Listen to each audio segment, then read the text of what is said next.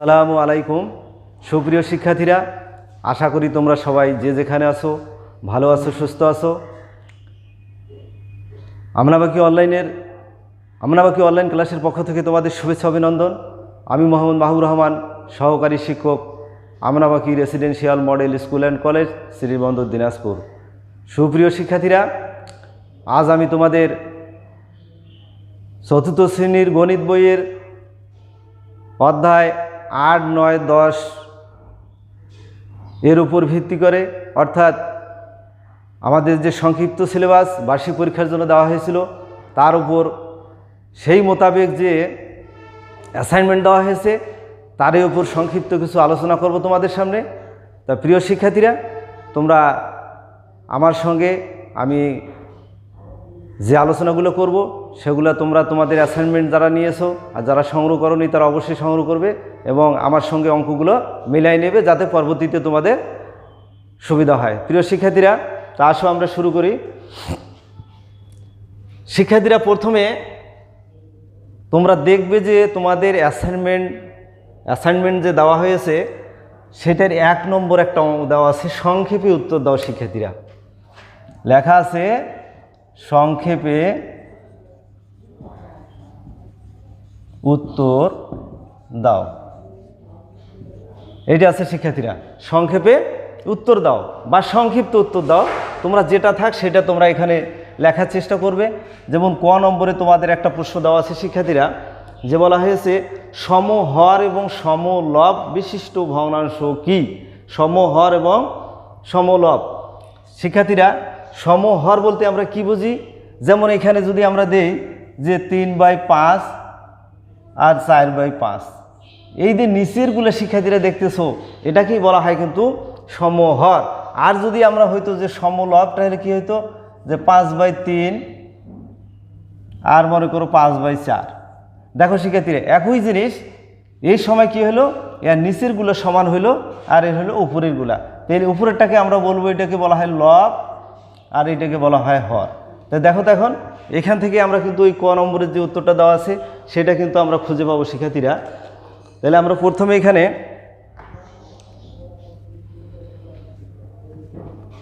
প্রথমটাতে লিখবো শিক্ষার্থীরা যে সমহর। তাই কি লিখবো? যে ভগ্নাংশের হরগুলো একই। শিক্ষার্থীরা এইভাবে লিখবে তোমরা, সমহর। লিখবো আমরা যে ভগ্নাংশের হরগুলো একই তাকে সমহর বা সমহর বিশিষ্ট ভগ্নাংশ বলে। তাদেরকে কি বলে? যে ভগ্নাংশের হরগুলো একই তাকে সমহর বিশিষ্ট ভগ্নাংশ বলে। শিক্ষার্থীরা, বুঝতে পারো নাই? তাহলে তোমরা উদাহরণও দিতে পারো, যে যেমন আমি যে সংখ্যাগুলো লিখে দিলাম সেগুলো দিতে পারো। তাহলে যে ভগ্নাংশের হরগুলো একই তাকে সমহর বিশিষ্ট ভগ্নাংশ বলে। এবার যদি আমরা লিখি যে সমলব, তাহলে কি লিখব? যে ভগ্নাংশের লব গুলো একই তাকে সমলব বিশিষ্ট ভগ্নাংশ বলে। শিক্ষার্থীরা, তাহলে ক নম্বরের উত্তর আমাদের কিন্তু এইটাই। তাহলে সমহর এবং সমলব বিশিষ্ট ভগ্নাংশ বা সমহর বলে। তো আমি এখানে বিশিষ্ট কথা লিখছি, তোমরা সম যদি হরে লিখো তারপরেও কিন্তু হবে শিক্ষার্থীরা। এবার খ নম্বরে দেখো, খ নম্বর দেওয়া আছে কি? ভগ্নাংশ সাধারণত কত প্রকার? শিক্ষার্থীরা, তাহলে আমরা ভগ্নাংশ সাধারণত কত প্রকার জানি? 2 প্রকার। একটা কি সাধারণ ভগ্নাংশ এবং দশমিক ভগ্নাংশ। আবার সাধারণ ভগ্নাংশটাকে 3 ভাগে ভাগ করা হয়েছে, এটা হলো প্রকৃত, অপ্রকৃত এবং মিশ্র। তা আমরা এতগুলো চাই নাই, শুধু আমরা লিখব 2 প্রকার। তবে শিক্ষার্থীরা, এখানে কিন্তু একটু ব্যতিক্রম আছে, সেটা হলো ভগ্নাংশ সাধারণত কথাটা বলা যখন থাকবে তখন তোমরা 2 প্রকারে লিখবে, আর সাধারণ ভগ্নাংশটাকে আবার প্রকারভেদ বলা হয়েছে 3 প্রকার। তা যা হোক, তোমরা সব সরাসরি লিখবা যে 3 প্রকার। এবার আসি আয়তক্ষেত্রের ক্ষেত্রফল নির্ণয়ের সূত্র। তাহলে কি হয় শিক্ষার্থীরা, আয়তক্ষেত্রের ক্ষেত্রফল নির্ণয়ের সূত্র আমরা লিখব যে আয়ত ক্ষেত্রের ক্ষেত্রফল সমান কি হয় বলতো, দৈর্ঘ্য গুণ প্রস্থ। এখানে লিখবা দিবা যে বর্গ একক, এটা লিখতে হয়। তাহলে এটা আমরা গ নম্বরে লিখলাম যে আয়তক্ষেত্রের ক্ষেত্রফল সমান হচ্ছে দৈর্ঘ্য গুণ প্রস্থ, ব্র্যাকেট দিয়ে ব্যবহার করবে বর্গ একক। এবার আসি ঘ নম্বরে বলছে 1 কিলোমিটার সমান কত মিটার। শিক্ষার্থীরা লিখবে, সরাসরি উত্তর লিখে দিতে পারো বা সাজিয়ে লিখতে পারো যে 1 কিলোমিটার সমান হচ্ছে 1000 মিটার, অথবা সরাসরি আমরা দিব যে 1000 মিটার। এবার আসি ঘয়ের পরে আসতেছে ও নম্বরে দেওয়া আছে অঙ্কটা, তোমরা দেখবে আমি উপরের অংশটা একটু মিশাই দেই। দেখো শিক্ষার্থীরা, এখানে আছে ভগ্নাংশের যোগ করো, 6 যোগ 0.4 সমান কত। তাহলে কত হবে শিক্ষার্থীরা বলো তো। এটা আমরা যদি যোগ করি, তোমরা যদি এভাবে পাশাপাশি পারবে, ছোট একটু অঙ্ক, তাহলে আসতেছে আমাদের 1.0, তাই না, 1.0। এবার আছে আমাদের একটা অঙ্ক দেওয়া আছে এখানে যে বিয়োগ করো। আমরা যদি বিয়োগ করি, 1 থেকে আমরা বিয়োগ করব যে 1 বিয়োগ 0.2 শিক্ষার্থীরা, তাহলে কত হচ্ছে দেখো তো। এটা যদি পূর্ণ সংখ্যা ধরি আমরা, তাহলে 1-এর পর একটা 0 দিতে পারি, 0.2, তাহলে কত হচ্ছে আমাদের 0.8। তাহলে আমাদের এটা হলো শিক্ষার্থীরা যাও। মোটামুটি এখানে আমাদের যে কয়েকটা সংক্ষিপ্ত প্রশ্ন আছে আমি এগুলো দিয়ে দিলাম, তোমরা এর আলোকে এইরকম বইয়ে দেখবে আরও কিছু আছে, ওগুলো এর পাশাপাশি পড়ে নিবা, করে নিবে শিক্ষার্থীরা। এবার আসি 2 নম্বর একটা অঙ্ক আছে, দেখবে শিক্ষার্থীরা। 2 নম্বর অঙ্কটা অবশ্য তোমরা সবুজের বাড়ি বিদ্যালয় থেকে ওই অঙ্কটা তোমরা বইয়ের দেখবা যে অধ্যায় 8-এ বা যে অধ্যায়গুলো তোমাদের দেওয়া আছে, তোমাদের অ্যাসাইনমেন্টে 2 নম্বর একটা অঙ্ক দেওয়া আছে, দেখবে সবুজের বাড়ি বিদ্যালয় মিতুর বাড়ি কত যোগ করবে। করিয়া তোমরা যেহেতু বড় ছোট, আমরা এটাকে সমহর বানাবো, বানার পরে দেখবো যে কে বড় কার বাড়ি নিকটবর্তী, সমস্যা তোমাদের হবে না শিক্ষার্থীরা। এবার আসি আমরা 3 নম্বরে যে অঙ্কটা আছে, 3 নম্বরে শিক্ষার্থীরা লেখা আছে যে একজন কৃষক তার সবজি ক্ষেতের এত অংশ বেগুন, 1/4 অংশ বাঁধাকপি এবং 1/5 অংশ ফুল চাষ করে।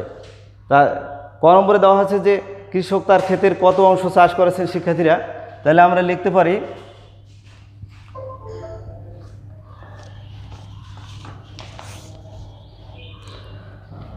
তাহলে বেগুন চাষ করেছেন, আমরা এগুলো কিন্তু দেওয়া আছে লিখতে পারি।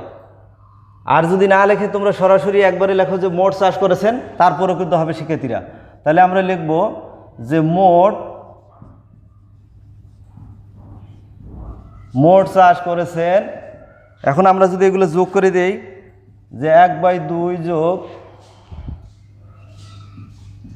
1/4 যোগ 1/5 এত অংশ শিক্ষার্থীরা, এটা তোমরা এইভাবে কিন্তু করতে পারো। অথবা তোমরা যদি লিখে যাও যে দেওয়া আছে, তারপরে কিন্তু হবে।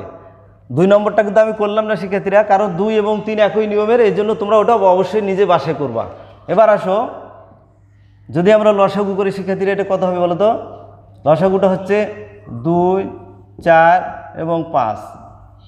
তাহলে আমরা যদি ভাগ দেই, তাহলে 2 একে 2, 2 2 4, 5। তাহলে কত হচ্ছে শিক্ষার্থীরা 20। এই 20কে যদি আমরা ভাগ দিই তাহলে হয় 10, আর 4 দিয়ে ভাগ দিলে হয় 5, 4। কত হচ্ছে শিক্ষার্থীরা দেখো তো 19/20 অংশ। কি বুঝতে পারো নাই? হ্যাঁ, এইভাবে তোমরা করবা। এটা মোট চাষ করেছেন বা দেওয়া আছে উপরের অংশ লিখে, তারপরে এটা তোমরা করতে পারো শিক্ষার্থীরা। এবার তোমাদের খ নম্বরে বলা হয়েছে যে কত অংশ খালি রয়েছে। খ নম্বরে বলা হয়েছে যে কৃষকের সবজি ক্ষেতের কত অংশ খালি রয়েছে। আমরা লিখতে পারি যে ক হাতে প্রাপ্ত মোট চাষ করেছে এত অংশ। আমরা লিখব এখানে ক হাতে প্রাপ্ত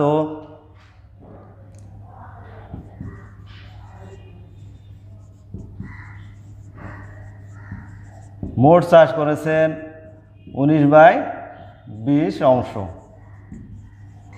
এখন কি বলা হয়েছে যে কত অংশ খালি রয়েছে শিক্ষার্থীরা, তারা আমরা লিখতে পারি যত খালি রয়েছে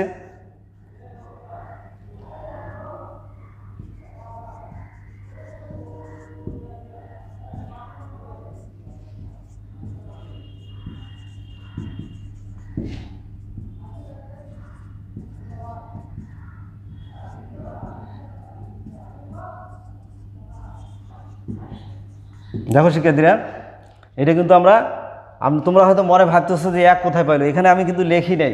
তোমরা লিখতে পারতে যে মনে করি মোট সবজি ক্ষেত এক, তখন এটা হতো, কিন্তু সরাসরি এভাবে কিন্তু করা যায় শিক্ষার্থীরা। যে ক হাতে প্রাপ্ত লিখলাম এটা 19/20 অংশ, আর খালি রয়েছে সম্পূর্ণ অংশটা যদি আমরা ধরি বাগান এক, সেখান থেকে আমরা কি করব, এই সম্পূর্ণ মোট অংশটা যদি বাদ দেই তাহলে আমরা কি পাবো, খালি যে অংশটা রয়েছে। তাহলে শিক্ষার্থী এটা একটা উত্তর হলো, এটা একটা তোমরা এইভাবে লিখবা। তাহলে এটা হলো খ, এটা হলো ক, যেহেতু ক এবং খ দুইটা প্রশ্নই দেওয়া আছে এখানে শিক্ষার্থীরা। এবার 4 নম্বর একটা অঙ্ক আছে, তোমরা এটা অঙ্ক কোনো সমস্যা নেই, পড়লেই কিন্তু তোমরা করতে পারবে শিক্ষার্থীরা। যে বলা হয়েছে যে গতকালের সর্বোচ্চ তাপমাত্রা ছিল এত, আজকে ছিল এত, তাহলে পার্থক্যটা কত শিক্ষার্থীরা? তাহলে কি করতে হবে বলো তো? হ্যাঁ, বিয়োগ করতে হবে। তোমরা কি করবে, যে গতকালের যে সংখ্যাটা আজকের তাপমাত্রা আর গতকালে, তো গতকালে যদি ছিল যে 32.55 আর আজকে হলো 28.00, তাহলে আমরা কি করব, বিয়োগ করলেই কিন্তু আমাদের পার্থক্যটা চলে আসবে। কি পারবে? হ্যাঁ, তোমরা এটা একটু নিজে বাসায় চেষ্টা করবে শিক্ষার্থীরা। এবার আসি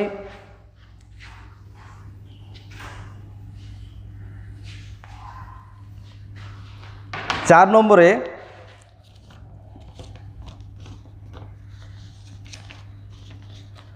5 নম্বরে দেওয়া হয়েছে সমহার বিশিষ্ট ভগ্নাংশ প্রকাশ করো শিক্ষার্থীরা।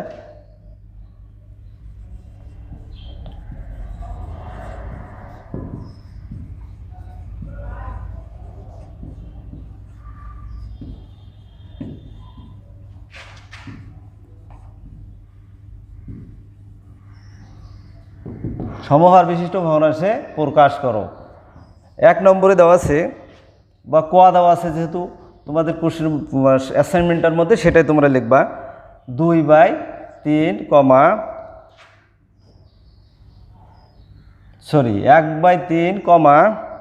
2/5।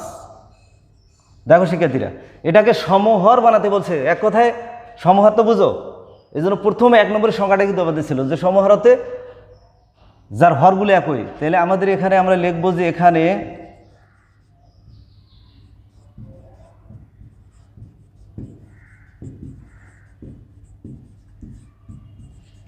ভগ্নাংশ দুইটির হর 3 ও 5 এর লসাগু কত শিক্ষার্থীরা? 15, তাই না? এখন যদি আমরা এখানে দেই যে 15/3 সমান হচ্ছে কত? 15।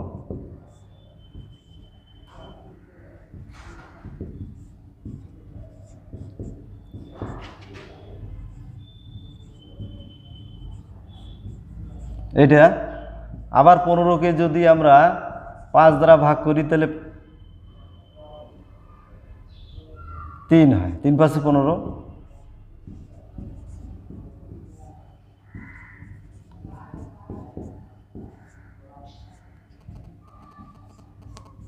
দেখো শিক্ষার্থীরা, এটা কিন্তু সমহার, তাই না? এটাকে বলা হয়েছে সমহার বিশিষ্ট ভগ্নাংশ।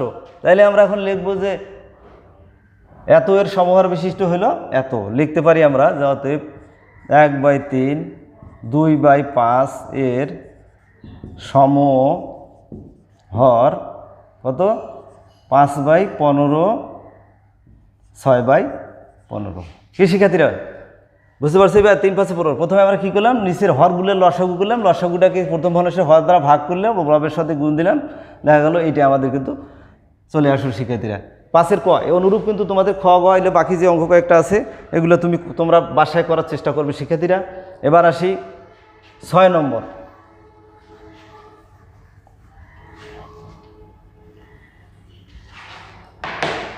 হিসাব করো বা যোগ করো শিক্ষার্থীরা। এখানে লেখা আছে হিসাব করো।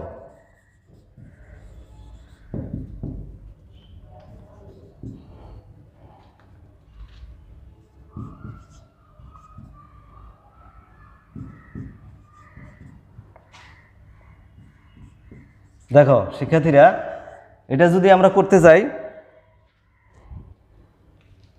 তাহলে লসাগু আমরা বাইর করবো, তাই না? তাহলে লসাগু যদি বাইর করি 3 12, তা আমরা যদি প্রথমে 2 দ্বারা ভাগ করি তাহলে 3 ভাগ যায় না, যেহেতু 2 2 4 6 2 12। আবার যদি দেই আমরা 3 দিয়ে এবার, অথবা 2 দিয়ে দাও তাহলে 3 1 3। আবার যদি 3 দিয়ে দেয় শিক্ষার্থীরা 1 1 এবং 1, তো 3 2 6 6 2 কত হইল 12, তাই না? 12কে 3 দিয়ে যদি ভাগ করি তাহলে হয় 4, 4 একে 4, 4 দিয়ে ভাগ দিলে 3 হয়, 12কে 12 দিলে 1 হয় শিক্ষার্থীরা। তাহলে কত হলো 4 3 7 একে। এখন এটাকে আমরা যদি ভাগ দিই শিক্ষার্থীরা, দেখো তো কত হয় বলো তো? 4 দিয়ে ভাগ দিলে 4 2 8 আর 4 3 12, 4 দিয়ে দিলে 4, দেখো 4 2 8 আর 4 3 12, তার মানে কত আসতেছে 2/3, তাই না? কে পারবে না? বাকি যে আরও কিন্তু এই নিয়মের অঙ্ক কিছু তোমাদের দেওয়া আছে, যেগুলো এটা যদি বুঝে থাকো বাকিগুলো করবে। এটা হিসাব করো অথবা যোগ করো বা সরল করো, এরকম তোমাদের বইয়ে লেখা আছে। তো যা হোক, তোমরা ক নম্বরটা যদি বুঝে থাকো তাহলে খ বাকি যে অঙ্ক কয়েকটা আছে ওগুলো তোমরা কিন্তু করতে পারবে শিক্ষার্থীরা। এবার 7 নম্বরে আসি।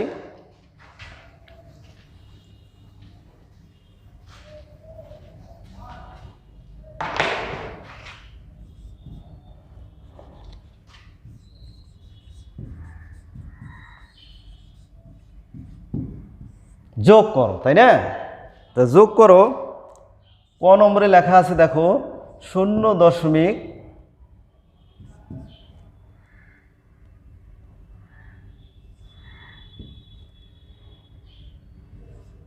দেখো শিক্ষার্থীরা, এইটা কিন্তু একটা যোগ দেওয়া আছে এরকম। যদি এই দশমিকটা এইখানে থাকতো তাহলে কিন্তু আর একটু সুবিধা হতো, যেহেতু একটু বেশি দেওয়া এখানে আছে, তাহলে আমরা এটা করতে পারি শিক্ষার্থীরা। দেখো যে 7, এর নিচে যদি আমরা দশমিকের নিচে দশমিক বসাই তাহলে 0 2 আসে, তার মানে কত হবে শিক্ষার্থীরা? 7 2 হচ্ছে না? দেখো তো, তাহলে তোমরা এখানে বসাতে পারো যে 0.72, এইটা হচ্ছে যোগ। আর যদি এইখানে এরকম থাকতো শিক্ষার্থীরা যে 0.7, তার নিচে মনে করো যে যোগ থাকতো 0.2, তাহলে কিন্তু আমাদের কত হতো 0.9, তাই না? কিন্তু এখানে দেখো, এখানে এখানে আছে দশমাংশের নাচে শতাংশ, তাহলে আমরা কি করব? পাশাপাশি এটা যোগ করে আমরা পাইলাম শিক্ষার্থীরা। এখন দেখো বাকি তোমাদের আরও কিন্তু এরকম অঙ্ক আছে। আচ্ছা, বিয়োগ একটা করে দেই। বিয়োগ অঙ্ক দেখো, তাহলে এখানে একটা বিয়োগ যদি আমরা করি, বিয়োগ করো শিক্ষার্থীরা। এখানে বিয়োগ হলো 1 বিয়োগ 0.5 সমান কত হবে বলো তো?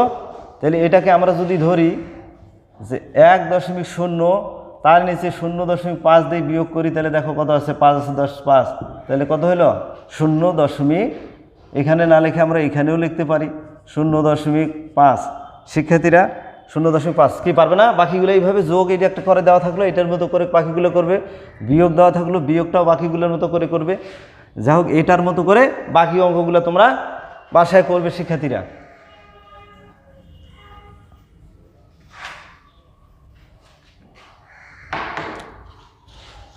এবার 8 নম্বর একটা অঙ্ক আছে দেখো, যে সংখ্যাগুলোর সমষ্টি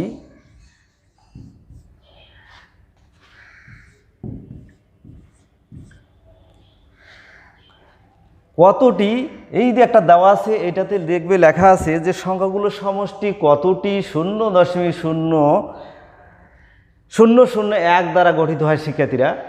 কতটি 0.0 দ্বারা গঠিত হয়। তাহলে আমরা লিখতে পারি এখানে যে 0.031 সংখ্যাটি 31টি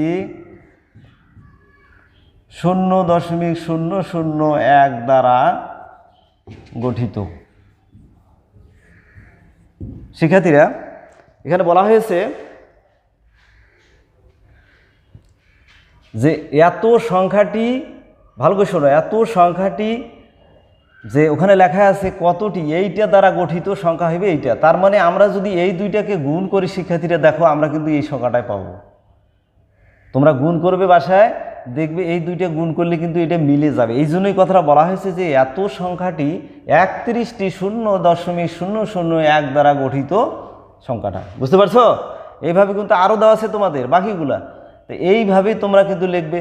যদি এখানে থাকতো যে 0.296, তখন আমরা লিখতাম কি যে এত সংখ্যাটি, তখন এখানে যে পূর্ণ হয়ে গেল হয় যে 296টি 0.001 দ্বারা গঠিত। কি শিক্ষার্থীরা বুঝো নাই? হ্যাঁ, এইভাবে তোমরা বাকি অঙ্কগুলোও কিন্তু করবে, ঠিক আছে? এবার আসি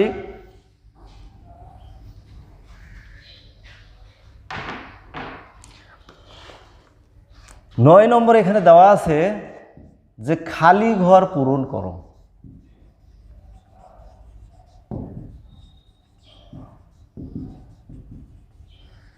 খালি ঘর পূরণ করো শিক্ষার্থীরা।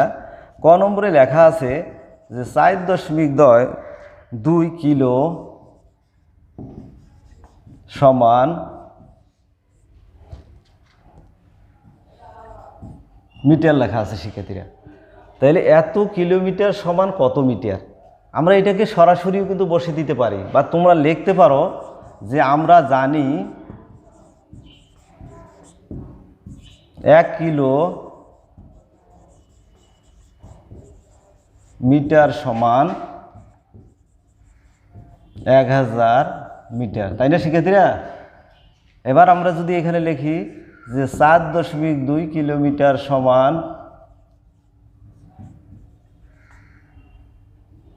তাহলে আমরা যদি গুণ করি শিক্ষার্থীরা, তোমরা জানো যে দশমিকের গুণ কিন্তু খুব সুবিধা। পূর্ণ সংখ্যা দিয়ে আমরা যদি গুণ করি এটা, তাহলে আমাদের কত আসছে দেখো তো, 42-এর পরে 3টা শূন্য দিলাম, কিন্তু দশমিক ছিল কটা? একটা, এই জন্য এইখানে আসতেছে শিক্ষার্থীরা। তাহলে আমরা লিখব যে এখানে আমরা তখন কত লিখতে পারবো? 4200 মিটার। কি বুঝতে পারো নাই? এইখানে তোমরা এখন নিচেও লিখে দিতে পারতে, তো যেভাবে হইলো ওইভাবে আমি একটু বুঝাই দিলাম তোমাদের। বাকি যে অঙ্কগুলো আছে তোমরা এই নিয়মেই বাকিগুলো করতে পারো, তবে তোমরা করে দেখে এখানে বসিয়ে দিবা। অন্য জায়গায়ও করতে পারো, যদি কারো এরকম বেশি ধারণা থাকে সরাসরিও দিতে পারো, ঠিক আছে? তাহলে এইটার মতো করে বাকি যে অঙ্কগুলো আছে ওগুলো তোমরা করবা, ঠিক আছে? এবার আসি 10 নম্বর একটা অঙ্ক আছে, দেখো।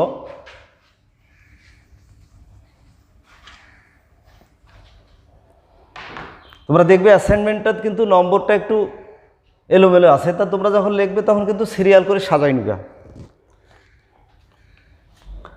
10 নম্বর শিক্ষার্থীরা দেখো, বলা হয়েছে যে হাসান তার পরিবারের জন্য 1.5 কেজি মাংস কিনলো, তা থেকে কিছু পরিমাণ মাংস খাওয়ার পর 895 গ্রাম অবশিষ্ট রইল।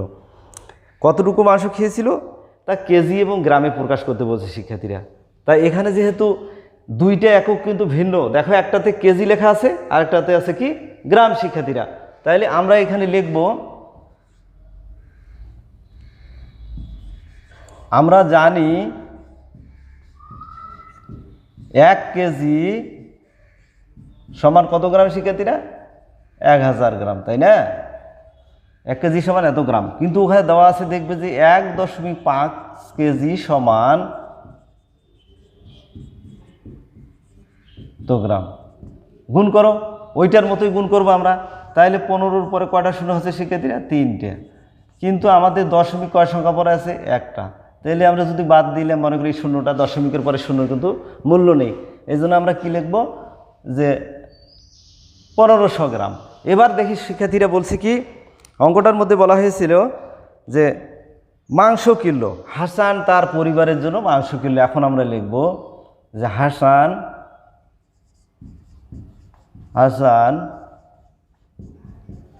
মাংস কিনলো, তাহলে কত গ্রাম কিনলো শিক্ষার্থীরা? এত গ্রাম, তাই না? দশমিকটা আমি কিন্তু লিখলাম না। এখন দেওয়ার পরে কি বলছে? অবশিষ্ট রয়েছে।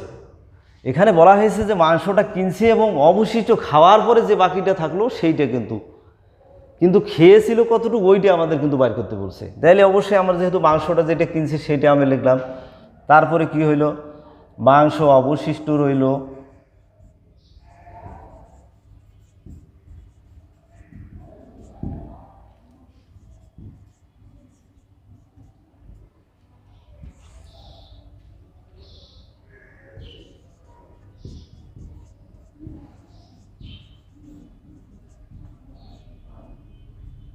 মাংস খেয়েছিল 5 মিলে গেল 0, 9 আছে 15 লাগাতে 6। শিক্ষার্থীর একটা উত্তর কিন্তু আমরা পেয়ে গেলাম। এটাই বলছে যে গ্রাম এবং কেজিতে প্রকাশ করো, গ্রাম এবং কেজিতে প্রকাশ করি শিক্ষার্থীরা, তো 600 বার। আবার এখন আমরা কি লিখবো, যে এ মাংস খেয়েছিল কিন্তু এটা শিক্ষার্থীরা, তাই না? মাংস কিনলো এত গ্রাম, অবশিষ্ট রইল, তা ওরা খাওয়ার প্রশ্নটা কিন্তু করছে, তাহলে আমরা খাওয়াটা এখন বাইর করে ফেললাম এইটা। এখন এই যে গ্রামটা পাইলাম, এইটাকে ফিরে আবার কি করছে, কেজিতে প্রকাশ করতে বলছে শিক্ষার্থীরা। এবার আমরা লিখব যে আবার, যেহেতু এখানে গ্রাম থেকে কেজিতে যাব, আমরা লিখতে পারি যে 1 গ্রাম সমান 0.00 এত কেজি। বুঝতে পারছো?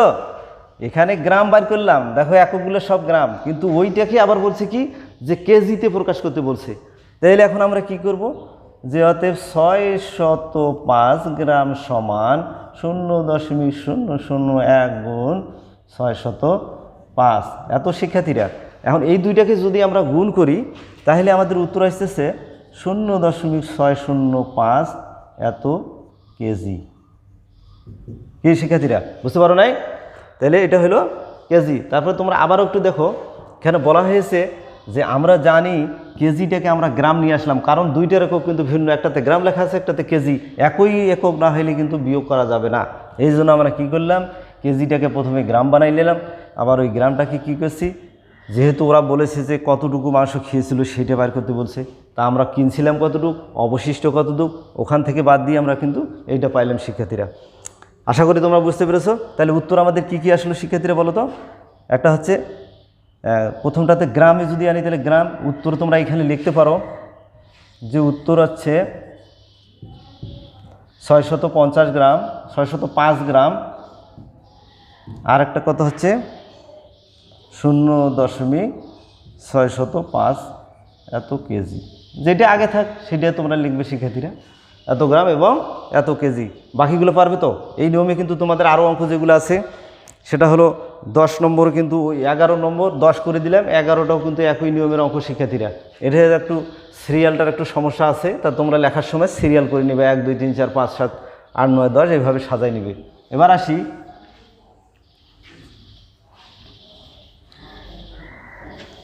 11, তাহলে তোমরা করবে বাসায়। 12 নম্বরে বলা হয়েছে যে একটি আয়তাকার ফুটবল মাঠের দৈর্ঘ্য 100 মিটার এবং প্রস্থ 77 মিটার। শিক্ষার্থীরা আমরা লিখব যে দেওয়া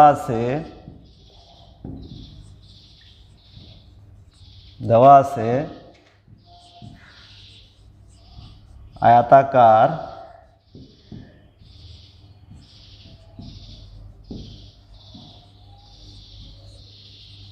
দৈর্ঘ্য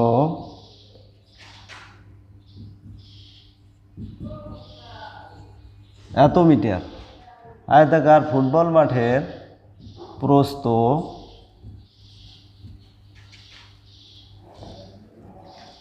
70 মিটার।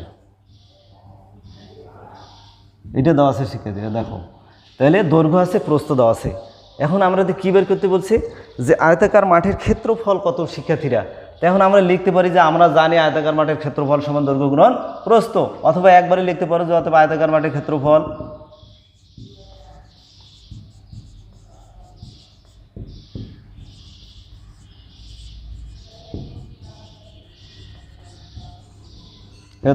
সমান দৈর্ঘ্য গুণ প্রস্থ। কি লিখবে শিক্ষার্থীরা, বর্গ একক। এখন আমরা মান বসাই, দৈর্ঘ্য কত আছে দেখো তো 100 মিটার, প্রস্থ কত দেওয়া আছে 70 মিটার।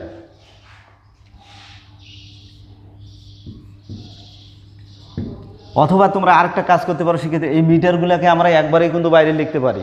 অনেকে হয়তো ভাবতেছো যে এখানে না লিখি বাইরে লিখি, তার পরে কিন্তু সমস্যা নেই, তোমরা এইটাও যে লিখতে পারো। এখন আমরা যদি গুণ দিই শিক্ষার্থীরা কত হবে বলো তো, 7000 বর্গ মিটার, এত মিটার বেলায়। তখন আমরা লিখবো যে আয়তাকার মাঠের ক্ষেত্রফল সমান এত, অর্থাৎ আয়তাকার মাঠের ক্ষেত্রফল 7000 বর্গ মিটার, সংক্ষিপ্ত রূপ লেখা যায় ব মিটার শিক্ষার্থীরা। তাহলে আমাদের উত্তর কিন্তু এটা। এখন তোমরা উত্তর লিখতে পারো। উত্তর হচ্ছে তোমাদের লিখলেও সমস্যা নেই, না লিখলেও কোনো সমস্যা নেই। অনেক জায়গায় দেখবে ব মিটার লেখা আছে, তার মানে মনে করতে হবে যে এটা হচ্ছে বর্গ মিটার। কি শিক্ষার্থীরা বুঝতে পারো নাই? হ্যাঁ, তাহলে এইভাবে যদি দেওয়া আছে এই অংশটা কিন্তু আমি অতিরিক্ত লিখছি, তোমরা লিখলে লিখবা, না লিখলেও কিন্তু ভুল নাই। সরাসরি আমরা এখানে লিখতে পারবো যে আয়তাকার মাঠের ক্ষেত্রফল সমান দৈর্ঘ্য গুণ প্রস্থ এত বর্গ একক। তারপরে আমরা কি করলাম, দৈর্ঘ্য মান বসাইছি এবং প্রস্থের মান বসাইছি, দুইটা গুণ করলাম। আমরা জানি মিটার মিটার গুণ করলে হয় বর্গ মিটার, এই জন্য এই কথাটা লেখা হয়েছে শিক্ষার্থীরা। এবার আসি 12 পরে আমরা 13 নম্বর একটা অঙ্ক আছে শিক্ষার্থীরা। দেখো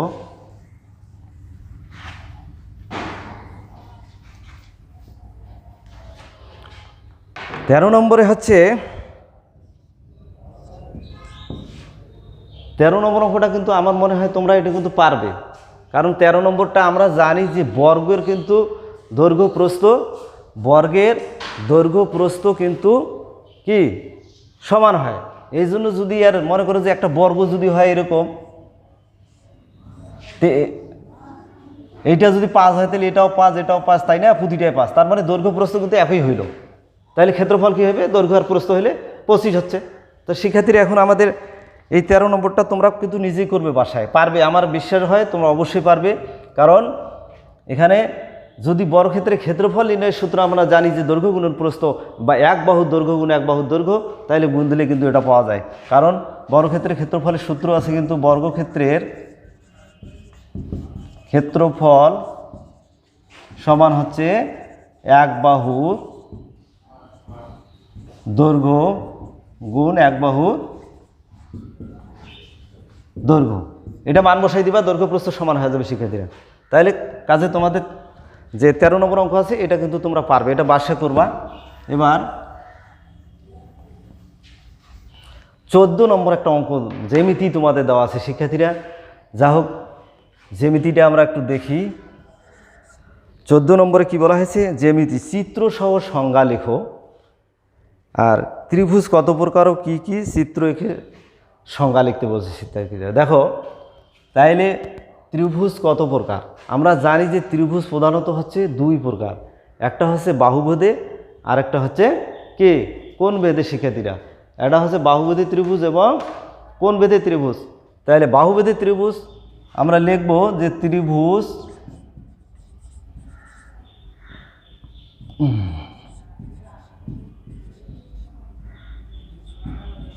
দুই প্রকার, যথা একটা হচ্ছে কি কোণভেদে ত্রিভুজ এবং বাহু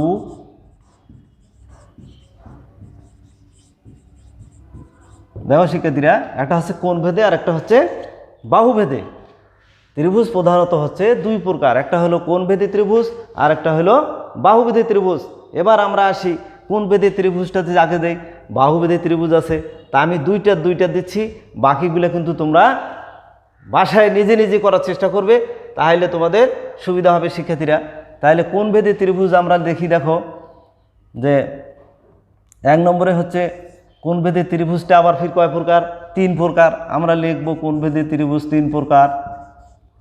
কোণভেদে ত্রিভুজ 3 প্রকার শিক্ষার্থীরা। তাহলে 1 প্রকারের আমরা কি লিখব, এটা হচ্ছে সূক্ষ্মকোণী ত্রিভুজ, সমকোণী ত্রিভুজ, স্থলকোণী ত্রিভুজ, তাই না? তাহলে আমরা লিখব প্রথমে যে সূক্ষ্মকোণী ত্রিভুজ। এবার খ নম্বরে লিখব স্থূল কোণী ত্রিভুজ, আরেকটা কি লিখব সমকোণী ত্রিভুজ। তাহলে এটা গেল কোণভেদে শিক্ষার্থীরা। এবার আসি আমরা বাহুভেদে ত্রিভুজ।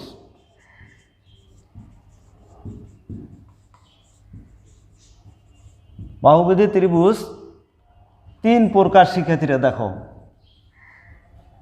তিন প্রকার, যথা আমরা যদি ক নম্বর দিয়ে লিখি তাহলে একটা কি সমবাহু ত্রিভুজ, তাই না? সমবাহু ত্রিভুজ। খ নম্বরে হচ্ছে সমদ্বিবাহু ত্রিভুজ। আরেকটা কি বিষমবাহু ত্রিভুজ। এবার দেখো শিক্ষার্থীরা, একটা হচ্ছে কোণভেদী ত্রিভুজ তিন প্রকার, বাহুভেদী হচ্ছে তিন প্রকার। তিনটে দেখো, একটা সূক্ষ্মকোণী ত্রিভুজ, স্থলকোণী ত্রিভুজ এবং সমকোণী ত্রিভুজ। আর এখানে লেখা আছে বাহুভেদী ত্রিভুজ, দেখো সমবাহু, সমদ্বিবাহু এবং বিষমবাহু। এই দিয়ে দেখো শিক্ষার্থীরা, এখানে লেখা আছে সূক্ষ্ম মানে কি ছোট, সেটা কত? আর আমরা জানি যে ত্রিভুজ কিন্তু হচ্ছে কয় বাহু? তিনটি বাহু বা তিনটি রেখাংশ দ্বারা আবদ্ধ চিত্র বা সীমাবদ্ধ চিত্র। তাহলে এখানে আর একটা জিনিস, যে ত্রিভুজের তিনটি কোণে তিন বাহু তিন কোণ এবং তিনটে কৌণিক বিন্দু। দেখো তাহলে ত্রিভুজের তিনটে কোণের সমষ্টি হচ্ছে, একটা যদি 60 ডিগ্রি করে হয় তাহলে কত হইবে? 180 ডিগ্রি হয়। ত্রিভুজের তিনটি কোণের সমষ্টি হলো 180 ডিগ্রি। শিক্ষার্থীরা, তো এখানে বলা হয়েছে যে সূক্ষ্ম। সূক্ষ্ম মানে কি? ছোট। কত ছোট? 90 ডিগ্রি। এক সমকোণ সমান বা এক সমকোণ অপেক্ষা ছোট কোণ, এটাকে বলা হয়েছে সূক্ষ্মকোণ। তো কাজে যেহেতু সূক্ষ্মকোণী ত্রিভুজ শিক্ষার্থীরা, যে আমরা লিখতে পারি যে ত্রিভুজের তিনটি কোণই সূক্ষ্ম তাকে সূক্ষ্মকোণী ত্রিভুজ বলে। এবার আসি আমরা একটু সংজ্ঞাগুলো লেখার চেষ্টা করি শিক্ষার্থীরা। হ্যাঁ, কি এটা সমস্যা তোমাদের? যদি তোমরা এগুলো ক্লাস 3 বা এর আগে কিছু সম্পর্কে তোমাদের ধারণা থাকে তাহলে এগুলো কিন্তু সমস্যা হবে না। তাহলে কোণভেদী ত্রিভুজ হলো তিন প্রকার, এটা হলো সূক্ষ্মকোণী, স্থলকোণী এবং সমকোণী। বাহুভেদী ত্রিভুজ আবার তিন প্রকার, যথা সমবাহু, সমদ্বিবাহু, বিষমবাহু। সম মানে তিনটায় সমান, আর সমদ্বি মানে দুই বাহু, আর বিষম মানে হচ্ছে অসমান। তাইলে এখন আমি তোমাদের এটার একটা আলোচনা করব এবং এইটার একটা। কাজে তোমরা একটু দেখো,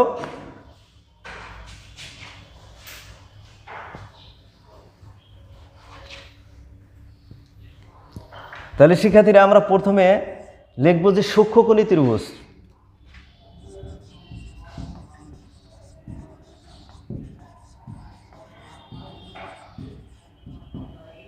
লিখব যে ত্রিভুজের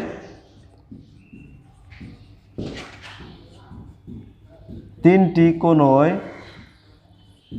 সূক্ষ্ম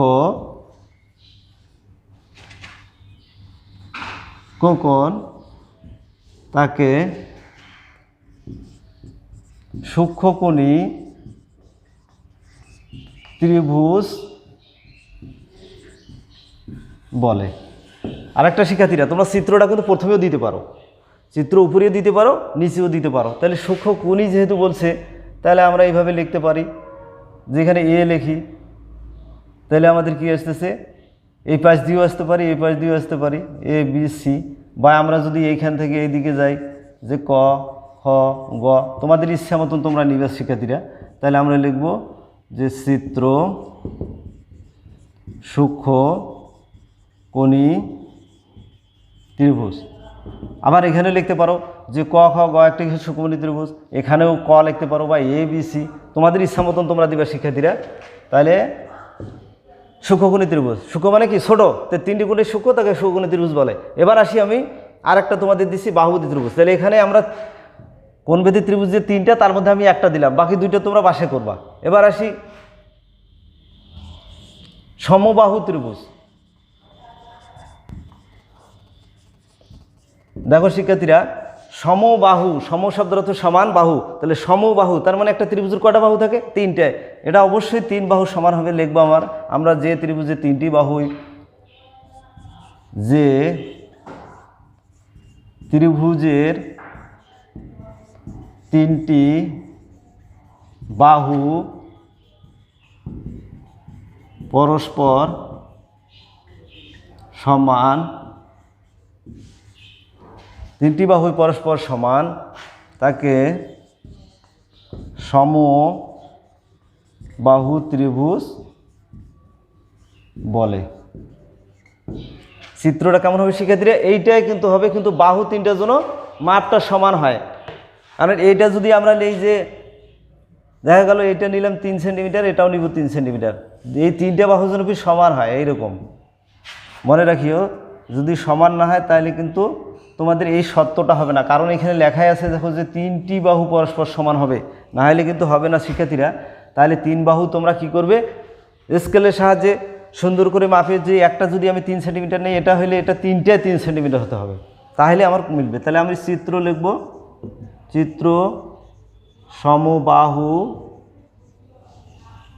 ত্রিভুজ। শিক্ষার্থীরা তাহলে কোন ভেদে ত্রিভুজের মধ্যে একটা আলোচনা করলাম, বাকি দুটো নিজে করবা। এবং বাহুভেদে ত্রিভুজ 3 প্রকারের মধ্যে আমি একটা লিখে দিলাম এখানে, বাকি দুটো তোমরা নিজেই করবে। কারণ সমবাহু আর সমদ্বি, দ্বি কথার অর্থই হলো 2, তাহলে 2 বাহু সমান, কাজের সমস্যা নেই। আর বিষম শব্দের অর্থ হচ্ছে কি, অসমান। বিষম বাহু মানেই হচ্ছে অসমান। তো যে ত্রিভুজের 3টে বাহুই অসমান হবে, তো তোমরা তো জানো যে 3টে বাহু অসমান হলে কী হবে, আমরা যদি এইভাবে নেই তো এইটা হয়, এইটা স্থূলকোণের মধ্যে পড়ে। আবার যদি এইরকম করে নিয়ে দেখো যে আমরা যদি এইরকম করে নেই, তারপরে হবে, কিন্তু তার মধ্যে একটা সমকোণী ত্রিভুজ আছে। যা হোক, চিত্রটা তোমরা কথাটার উপর ভিত্তি করে, সংজ্ঞার উপর ভিত্তি করে কিন্তু লিখবে যে সমবাহু 3 বাহু, সমদ্বি মানে 2 বাহু, আর বিষম মানে হচ্ছে অসমান। আর সূক্ষ্ম মানে তো জানো ছোটো, 3টে কোণে সূক্ষ্মকোণ, 3টি কোণে সূক্ষ্ম হবে। সমকোণী যে ত্রিভুজের কি হবে, এখানে চিত্রটা যদি আমরা দেই যে এটা হবে আমাদের, তাহলে এই কোণটা হবে, বা তোমরা এই পাশেও নিতে পারো। তাহলে এই যে কোণটা হবে, যে ত্রিভুজের একটা কোণ সমকোণ, এখানে হবে কত ডিগ্রি, 90 ডিগ্রি। তাহলে সমকোণী ত্রিভুজ হচ্ছে সূক্ষ্মকোণী, সমকোণী আর স্থূল। স্থূল মানে কি, বড়। তাহলে আমরা বড় মানে কি এইরকম করে নিতে পারি, যে এই যে কোণ 1 সমকোণ অপেক্ষা বড় বা 2 সমকোণ অপেক্ষা ছোটো, তাহলে এইটা হলো স্থূলকোণী। শিক্ষার্থীরা তো যাও, মোটামুটি আমি কিন্তু তোমাদের কিছু করে প্রতিটা অঙ্করে একটা একটা করে 2-1টা করে টাচ করে দিলাম, মানে করে দিলাম। বাকিগুলো একই নিয়ম, এই জন্য তোমরা এইগুলা বাসায় প্র্যাকটিস করে বাকিগুলোও করার চেষ্টা করবে শিক্ষার্থীরা। সেই পর্যন্ত তোমরা সবাই সুস্থ থাকো, বাসায় নিরাপদ থাকো। অবশ্যই ঘরের বাইরে আসলে মাস্ক ব্যবহার করবে। আল্লাহ হাফেজ।